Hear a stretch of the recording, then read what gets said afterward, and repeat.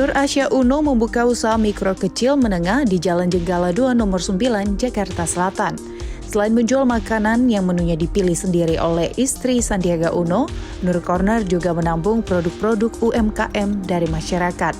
Suasana nyaman akan dirasakan para pengunjung ketika baru masuk ke area pekarangan yang dimanjakan dengan bunga warna-warni yang juga bisa dibeli oleh pengunjung.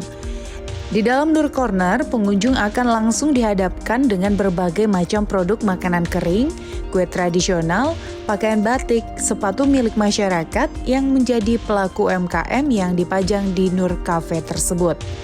Nur Asya Uno menginginkan produk UMKM dapat menjadi penyangga ekonomi para pelakunya.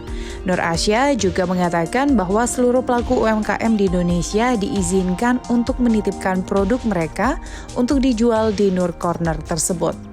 Dengan kehadiran Nur Corner ini, Nur Asya berharap dapat membantu para pelaku UMKM. Salah satunya dengan cara membantu mendistribusikan produk UMKM ke seluruh Indonesia, bahkan ekspor ke negara lain.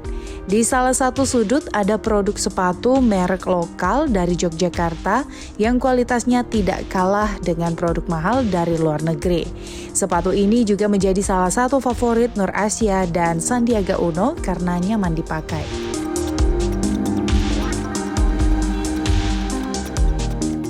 Ini kan baru diluncurkan nih Nur Corner. Iya. Nah, ini bisa diceritakan awal mulanya itu dibentuk seperti apa sih, Po? Jadi pada waktu itu pandemi ya, saya ingat banget zamannya 2019 itu.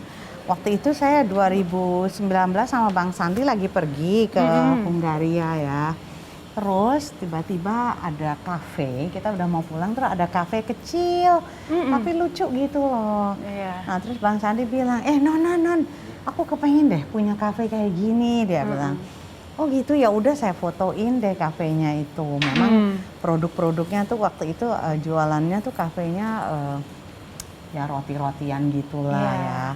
Terus akhirnya saya bilang ya udah Bang, bikinin aku dong Non kayak gini, dia bilang. Aku kepengen nih punya tempat kecil gini tapi enak. Oh ya udah deh, nanti ya Bang, insya Allah, saya bilang. Pulang ke Jakarta ya udah saya mikir di mana ya kira-kira yang tepat tempatnya. Kebetulan emang ada tempat yang emang garasi gitu, biasalah ya nggak dipakai. Terus saya ngelihatnya nih orang-orang ini pada ngapain sih, kok nggak ada kerjaan banget gitu. Ya udah, saya bilang kalian ya cuman ngerokok aja nggak ini banget gitu. Ya udah saya bilang udah deh, saya tahu deh mendingan tempat ini daripada nggak manfaat, saya bikinlah si Nur Corner ini.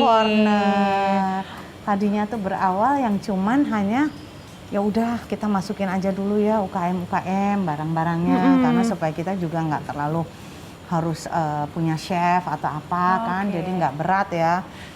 Tapi Po, perbedaannya antara si Nur Corner ini dengan program-programnya OKOC itu apa aja? Nah, karena si OKOC ini memang dia bertugas untuk melakukan pelatihan kepada orang-orang yang berbakat atau memang mereka punya passion apa sih?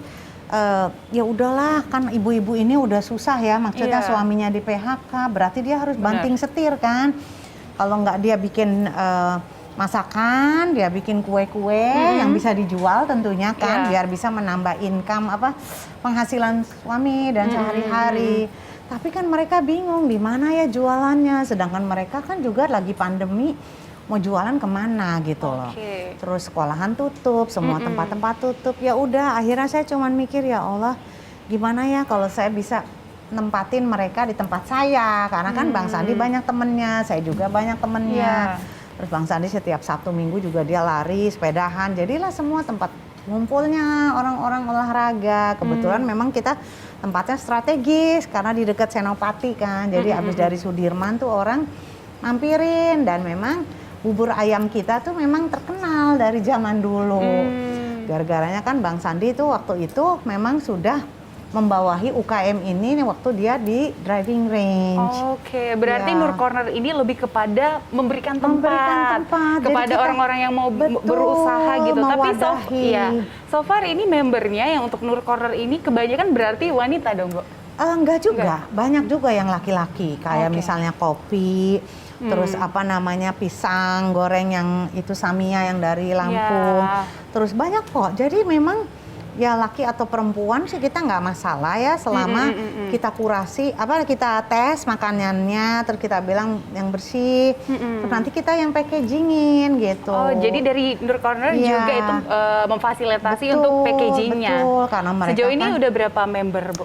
Sekarang sih 300-an ya, tapi memang sebetulnya lebih banyak, tapi karena memang kalau yang udah double atau sama, kita memang kita taruh aja nggak apa-apa. Misalnya kita udah siapin enak gitu, tapi kan nanti itu dengan sendirinya mereka akan tersortir gitu, karena kan orang lebih suka yang mana makanan yang sering kebeli gitu. Oke, gitu. jadi Po sekarang tetap mengelola Nur Corner dan ada program-program OKOC juga ya Po untuk tangan. Iya, jadi OKOC ini justru mereka yang mengkurasi dan mereka ini tugasnya untuk bisa memberikan wadah kepada mereka, ayo kalian bisanya apa, atau mereka mau bikin kerajinan tangan atau mau bikin sesuatu handicraft ya dari art, dari anyam-anyaman, pokoknya semua itu sampai tanaman pun kita jual gitu. Jadi semua yang memang berbau sesuatu yang emang bisa bermanfaat, karena sekarang kan orang lagi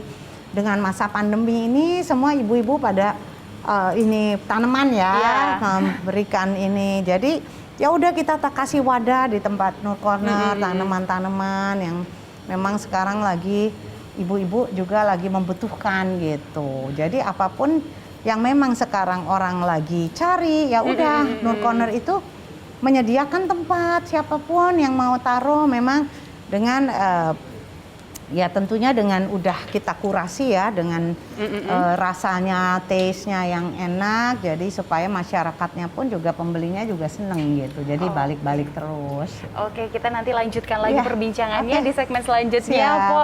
Kita jeda terlebih dahulu, tetaplah bersama kami di Cerita Wanita. Baik.